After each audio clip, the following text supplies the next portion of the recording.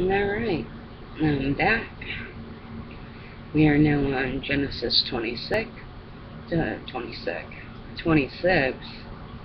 Isaac and Abimelech. Abimelech. And timeline 1977 before Christ. Now there was a famine in the land, besides the earlier famine of Abraham's time. And Isaac went out to Abimelech, king of the Philistines, in Gerar. The Lord appeared to Isaac and said, "Do not go down to Egypt.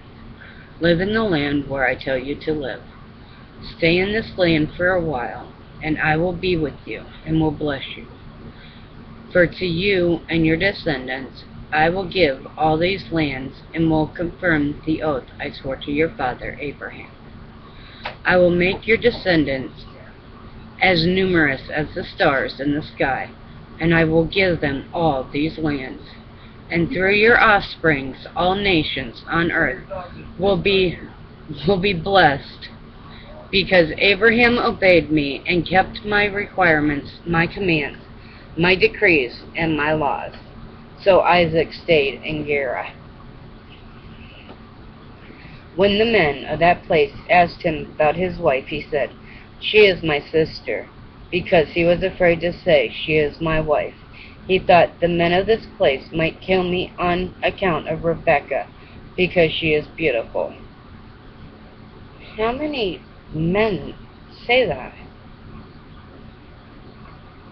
They're afraid of their life, so they just claim that their wives, their sisters.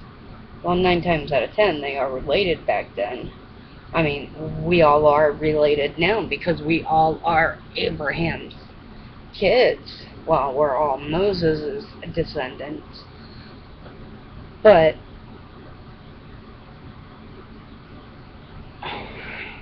the men back then were, excuse me, but they were pussies.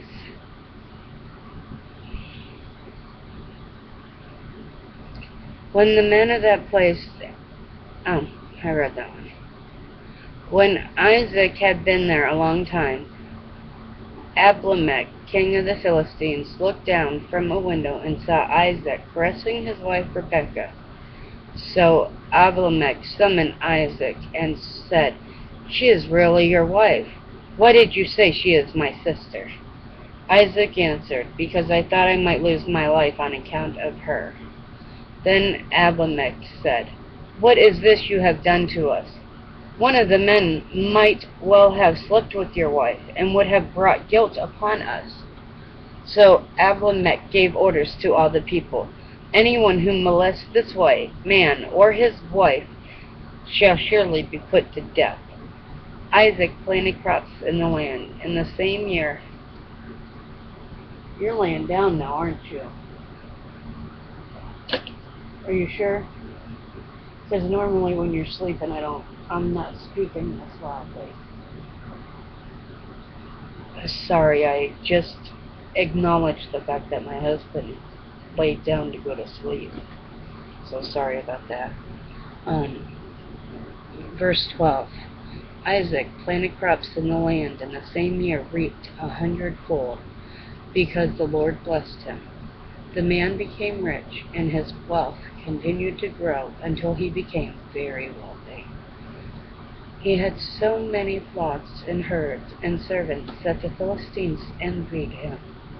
So all the wells that his father's servants had dug in the time of his father Abraham, the Philistines stopped up, filling them with earth.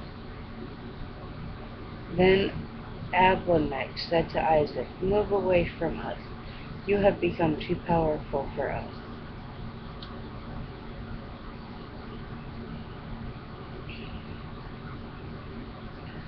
So Isaac moved away from there and encamped in the valley of Gerar and settled there.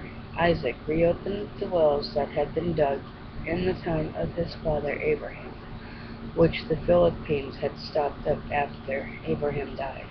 and he gave them the same names his father had given them. Isaac's servants dug in the valley and discovered a well of fresh water there. But the herdsmen of Gerar quarreled with Isaac's herdsmen and said, "That water is ours." So he named the well Ezek, because they disputed with him. Then they dug another well, because they quarreled over the one also. So he named it Sitnah.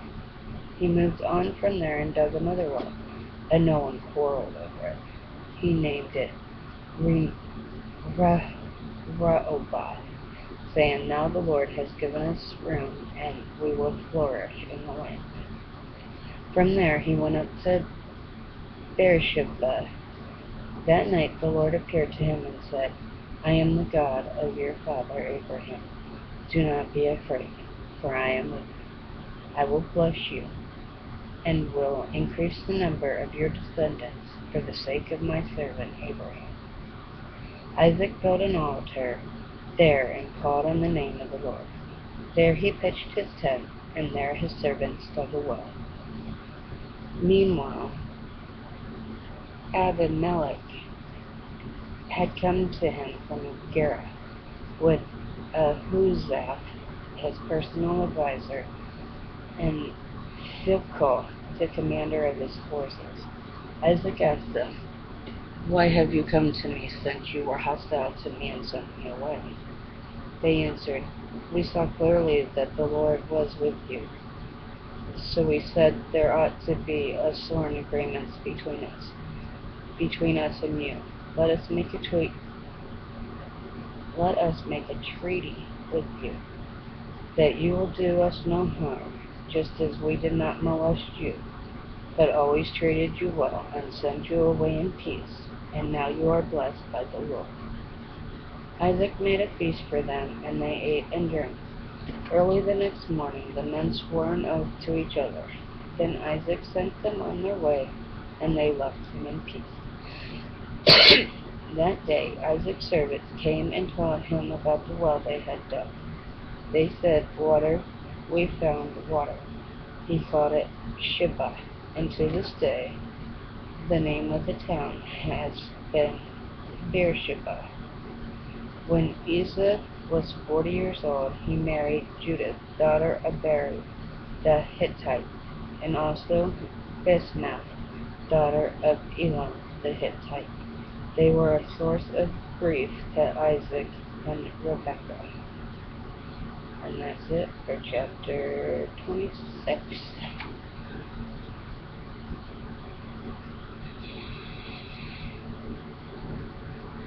I'll be back. Remember, repent. If you need to ask Jesus into your life, let me know. I'll be more than happy to help. Alright. I love you guys. See you in a few.